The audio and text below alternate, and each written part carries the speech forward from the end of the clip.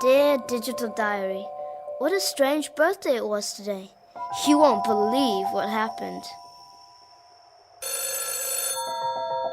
It began like any other birthday. Presents, cards, and a cake.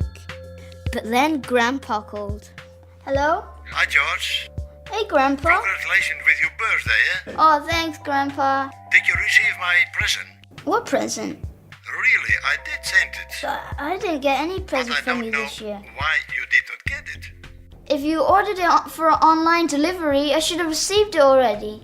You're right, George. And I intend to find out why. Oh, thanks. You will have your present today.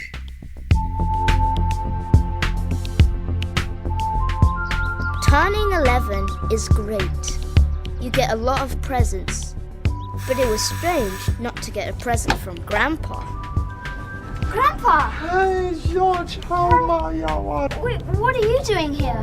You came all the way from Mustard? Yes, I had a bad journey, but I have to come to you because I want to talk about your present. I called the store and they said it must be lost somewhere in the internet between you and me. You never got it and it wasn't returned to them. So let's go to visit internet and look for your present. I want you to have it in time for your camping trip. Grandpa, you can't visit the internet. It's in cyberspace. It's online. It's virtual. But the cable you connect the computer with you, where does it go? To the internet's service provider. You know, the ISP. There are lots of them. All right then, we're going to visit the ISP to find out where your present is. We must find it. I had never visited an ISP before, but Grandpa insisted we pay them a personal visit. So do you work here? Yeah, I'm Martin. I'm one of the network engineers. I'm looking for the present of my grandson. Present? Yes. He sent me something valuable by the internet, and I didn't get it. We only deliver internet packets on time. We don't deliver actual packages. But the store said to save time, I sent it by internet. Okay, well, let's say they really did do that. Do you know how the internet works? No idea. Okay, well, things don't just get stuck on the internet. Data either gets routed or it gets dropped. It never gets stuck. Are you a NetNord customer? No, I'm not. I am, but Grandpa's Lumberg Online. Okay, hang on. Martin from NetNord explained to us everything sent over the internet is broken up into data packages, big ones and small ones. And like real packages, each one has a unique sender address and a receiver address. Except that internet addresses consist of just a few numbers, and that's enough to deliver them anywhere in the world, faster than you can say ISP. I'd like to tell you more, but I really have to get these server parts installed. But what about the present of my grandson? I must have it for his birthday. If you can help me, I want to see the manager of the whole internet. Nobody and no company manages the entire internet. The internet is simply a set of arrangements between networks to exchange data. Let me show you how that works. At school we use internet, but nobody ever taught us how it works. So imagine you have the NetNord here. Yes. And Limburg Online here. How do these two networks exchange data? Do you know that? Well, that either goes through a direct connection or through some central point, like for example an internet exchange. Now, here we have the Amsterdam Internet Exchange, and NetNord and Limburg Online exchange traffic through the Amsterdam Internet Exchange.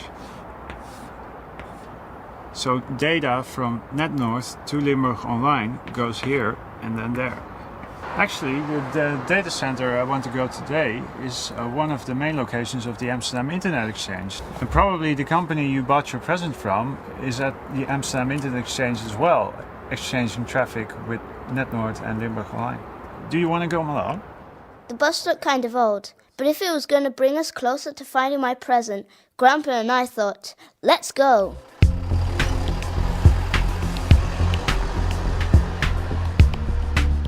On the way to Amsterdam to look for my missing present, Martin explained to us that while computers generate and receive the data, it's the routers that really make the internet work.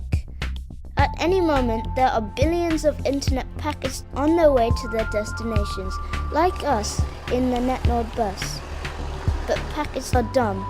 They don't have a driver like Martin to choose which road to take. Instead, routers check the final destination of every packet and put them on the next best road to that destination. That made sense. But what was an internet exchange? You see this roundabout? Internet exchanges are like roundabouts. Imagine that the road we are on belongs to NetNode. But to get to where we're going, we need to switch to a road operated by a different ISP. The best place to do that is at an internet exchange, where connections to many different networks come together. See all these exits from this roundabout? Some are to small destinations like a nearby village. Some exits are to larger destinations like a big city. And some exits just lead to bigger roads, which you could follow all the way to another country. Now, I want you to think more abstractly than roads and cities. As data, we will travel at the speed of light. And instead of a place, our destination is another network. Because internet exchanges are neutral, just before entering the roundabout, the internet exchange, the connected ISPs tag every packet with the name of the exit that it has to take. The switch between networks can happen very fast, millions of packets every second. It was all very new to Grandpa, but I could imagine how one of these virtual roundabouts must look.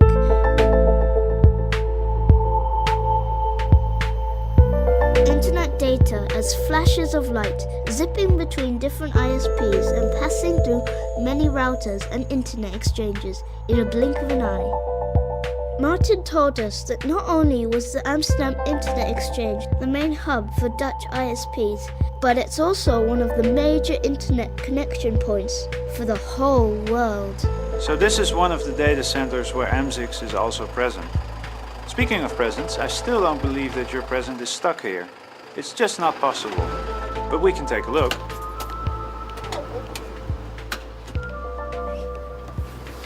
So this data center is very well secured. It has thick walls and a huge fence, and it has biometric identification to make sure that no one that doesn't belong here can get in. Can I get your IDs? Oh yes. This data center has power from 2 different power stations to make sure that the equipment always stays running. And if those fail, then there's a diesel generator that can keep it running for days. Martin seemed relaxed, but I felt like we were about to see the country's gold reserves. What we got here is kilometers of equipment racks with all sorts of equipment belonging to companies like us.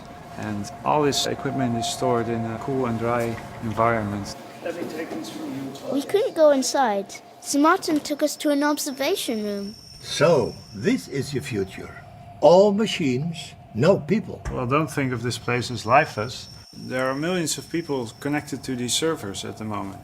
They use them to do business and to connect to family and friends. When you access a website, you're usually connected to a place like this, of which there are many around the whole world. How many of these servers are your customers connected to your network? Actually, there's a lot of competition. There's a lot of ISPs and networks in here. So why are there so many in Amsterdam? What's so special about Amsterdam for internet and web servers? That's a good question. You know, I want to introduce you to a friend of mine, Arjen. He works for the Amsterdam Internet Exchange. He can answer all your questions. If he is so smart, he better find the present from the grandson. And quick. Martin brought us to the control center. It sure felt like we were causing trouble for a lot of people. Hey Martin, what brings you here today?